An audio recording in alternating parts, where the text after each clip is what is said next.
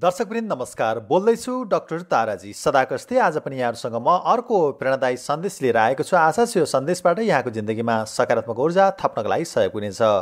यदि तपाईँहरू हाम्रो च्यानलमा नयाँ हुनुहुन्छ भने यस्तै खालका मोटिभेसनल भिडियो हेर्नका लागि हाम्रो च्यानल सब्सक्राइब गर्न नबिर्सिनुहोला। आउनुहोस् दर्शकवृन्द, आजको विषयवस्तुतिर लागौँ। हाम्रो समाजमा प्राय केही मानिसहरू गर्वका साथ भन्छन्, मेरो त मनमा पापै छैन, जे लाग्छ त्यही फ्याट्ट बोलिदिन्छु, अरूलाई राम्रो लागोस् वा नराम्रो त्यसमा मलाई खासै मतलब छैन। सुन्दा यस्तो लाग्छ कि यस्ता मानिसहरू अत्यन्तै इमान्दार र सिधा छन्, नक्कलीपन र बनावटीपनबाट टाढा छन्। तर गहिरेर बुझ्ने हो भने यस्तो सोच र व्यवहारमा एउटा ठुलो कमजोरी लुकेको हुन्छ। त्यो कमजोरी हो भावनात्मक बुद्धिमत्ताको कमी। भावनात्मक बुद्धिमत्ता अर्थात् इमोसनल इन्टेलिजेन्स भन्नाले आफ्नो र अरूको भावना बुझ्न सक्ने, नियन्त्रण गर्न सक्ने र परिस्थिति अनुसार व्यवहार व्यवस्थापन गर्न सक्ने क्षमता जनाउँछ। केवल बोल्नु मात्र होइन, सोचेर बोल्नु, सोचेर व्यवहार गर्नु नै साँचो हिसाबले भावनात्मक बुद्धिमत्ता हो। जसले भावनात्मक बुद्धिमत्ता राख्छ उसले आफूले बोलेको र गरेको कुराले अरूमा कस्तो असर पार्न सक्छ भन्ने हेक्का राख्दछ। जब कोही भन्छ जे मन लाग्छ त्यही बोलिदिन्छु, अरूलाई कस्तो लाग्छ त्यसले मलाई फरक पार्दैन, त्यो भनाइले देखाउँछ कि उसले आफ्ना शब्द र व्यवहारलाई कुनै फिल्टर गरेको छैन। उसले परिस्थितिको संवेदनशीलता, समय, स्थान र अरूको मनोविज्ञानलाई ख्यालै गरेको छैन। यस्तो सोच र व्यवहारले पारिवारिक सम्बन्धमा दरार ल्याउन सक्छ, मित्रता र पेसागत सम्बन्धमा समस्या ल्याउन सक्छ र नेतृत्व क्षमतामा कमजोरी ल्याउन सक्छ। यस्ता मानिसहरू सार्वजनिक जीवनमा आलोचनाको पात्र बन्न पुग्छन्। साँचो इमान्दारी भनेको जे मनमा छ त्यही फ्याट्ट बोलेर अरूलाई चोट पुर्याउनु होइन। साँचो इमान्दारी भनेको सत्यता र सभ्यताको सन्तुलन राख्दै आफ्ना कुरा प्रष्ट राख्नु हो। आफ्नो कुरा सहानुभूति र करुणाका साथ प्रस्तुत गर्नु नै साँचो इमान्दारी हो। यस्तो इमान्दारीले सम्बन्धहरू बिगार्दैन, बरु अझ सुदृढ बनाउँदै जान्छ। आजको समाजमा भावनात्मक बुद्धिमत्ता भएको व्यक्ति भनेको त्यो हो जसले बोलेको कुराले अरूमा कस्तो प्रभाव पार्छ भन्ने विचार पनि गर्छ, जसले समय, स्थान र मानिस अनुसार आफ्नो बोली र व्यवहारलाई व्यवस्थापन गर्न जान्दछ, जसले स्पष्टता र इमान्दारीलाई सहानुभूतिपूर्ण भाषामा राख्दछ। कल्पना गरौँ, एकजना युवा वैदेशिक रोजगारीका सिलसिलामा विदेश गएका थिए, तर दुर्भाग्यवश उनको त्यही अकाल मृत्यु भयो। अब हामी उनको घर पुगौँ र बाबुलाई हामीले भन्नुपर्ने हुन्छ कि तपाईँको छोरा त मरे अरे नि। हो, त्यो कुरा सत्य हो, तर प्रश्न यहाँ उठ्छ कि के साँचो कुरा भन्नकै लागि हामीलाई कठोर बन्नु जरुरी छ त? के हामीले त्यो बाबुको टुटेको मनमा अझ धेरै चोट थप्ने गरी सिधै तपाईँको छोरा त मरे नि भन्नु उचित हो? सत्य बोल्नु राम्रो, तर त्योभन्दा अझ राम्रो त्यो सत्य कस्तो शैलीमा, कस्तो शब्दमा, कति संवेदनशील भएर बोलिन्छ भन्ने कुरा महत्त्वपूर्ण हुन्छ। महात्मा गान्धीले यस्तै संवेदनशील परिस्थितिका लागि एउटा ऐतिहासिक वाक्य बोल्नुभएको छ, सत्यम वद प्रियम वद सत्यमपि अप्रियम मा वद। अर्थात् सत्य बोल, प्रिय बोल, तर अप्रिय तरिकाले सत्य कुरा पनि अप्रिय तरिकाले कहिले पनि नबोल। यो भनाइ केवल दर्शन होइन, यो जीवनका कठिन घडीमा उपयोगी हुने बोल्ने कलाको सूत्र पनि हो। तपाईँको छोरा त विदेशमा मरेछ नि भन्नुको सट्टा हामीलाई अत्यन्तै दुःखका साथ भन्नु परेको छ कि विदेशमा रहनुभएका तपाईँका छोरा अब हामी बीच हुनुहुन्न।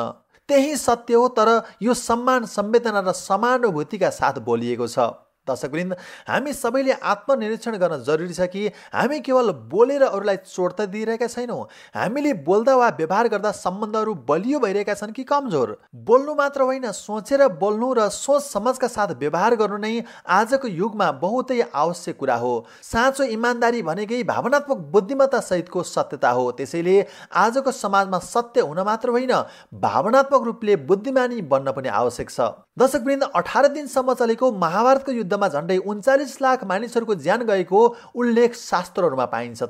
तर यो भयानक युद्धको सुरुवात धनुष, तरबार, गदा वा खुकुरीबाट होइन, एक वाक्यबाट भएको थियो। द्रौपदीले क्रोधमा बोलेको एउटा वाक्य, आँखा नदेख्नेको छोरा पनि आँखा नदेख्ने नै हुँदो रहेछ। दर्शकवृन्द, द्रौपदीले बोलेको यो वाक्यले धृतराष्ट्रको अपाङ्गता मात्र होइन, दुर्योधनको अहङ्कारमा समेत चोट पुर्यायो। यही बोलीले महाभारतको युद्धलाई चिसो आगोबाट बल्ने दन्दनी बल्ने आगलागीमा रूपान्तरण गर्यो। सत्य हो कि महाभारतको युद्ध अस्त्रहरू अर्थात् हतियारहरूले लडिएको थियो, तर सुरु भने जिब्रोको चोटबाट भएको थियो। आजको युगमा पनि हामी त्यस्तै दृश्यहरू देख्छौँ। घरभित्रका झगडादेखि सम्बन्ध विच्छेद, छिमेकी बीचको मनमुटावदेखि देश बीचका युद्धसम्म धेरैजसो समस्या मिसकम्युनिकेसन र भावनात्मक अपरिपक्वताबाट नै जन्मिरहेका छन्।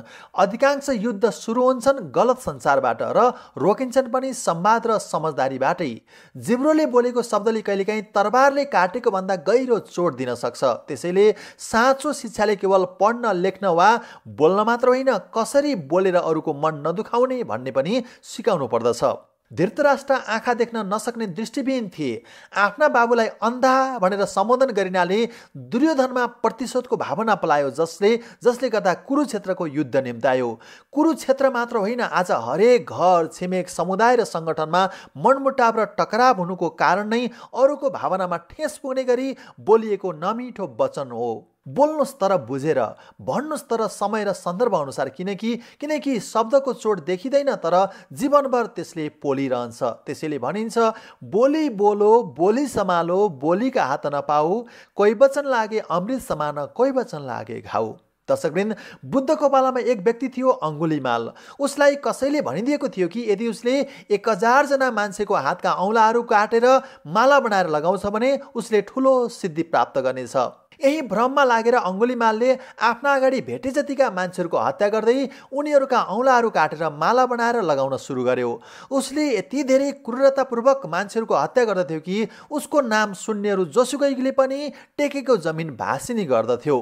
एक दिन बुद्ध कुनै गाउँमा प्रवचन दिँदै थिए। एकाएक सबै गाउँलेहरूका बीच खबर फैलियो कि गाउँमा अङ्गुलीमालको प्रवेश हुँदैछ। खबर सुन्ने बित्तिकै सबै गाउँलेहरू भागाभाग गरे। उनीहरूले बुद्धलाई पनि त्यहाँबाट भाग्न आग्रह गरे, किनकि अङ्गुलीमालले बुद्धलाई पनि छोड्नेवाला थिएन। सबै गाउँलेहरू डरले भागे पनि बुद्ध भाग्दैनन्।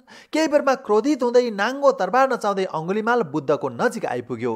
आफ्नो हत्या गर्न अगाडि बढेको अङ्गुलीमाललाई पनि बुद्धले यस्तो वचनले प्रभावित बनाउँछन् कि अघिसम्म बुद्धको हत्या गर्न तरबार समातेर अगाडि बढेको अङ्गुलीमाल तरबार भुइँमा बिसाएर बुद्धको पाउ छुन विवश हुन्छ। यहाँ बुद्धले केही गर्नुभएको होइन, केवल शब्दको जादु चलाउनु भएको।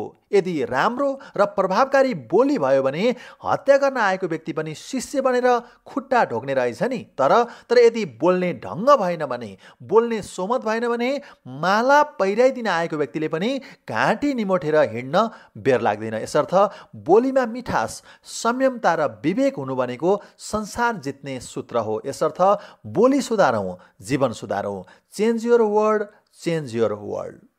दर्शकवृन्द, यहाँहरूलाई हाम्रो भिडियो कस्तो लाग्यो? यदि राम्रो लाग्यो भने भिडियोमा लाइक गर्न र साथीहरूसँग सेयर गर्न नबिर्सनुहोला। यदि तपाईँहरू हाम्रो च्यानलमा नयाँ हुनुहुन्छ भने यस्तै खालका मोटिभेसनल भिडियो हेर्नको लागि हाम्रो च्यानल सब्सक्राइब गर्न नबिर्सनुहोला। भोलि फेरि अर्को नयाँ भिडियो लिएर आउनेछौँ। तबसम्मको लागि बिदा दिनुहोस्। धन्यवाद।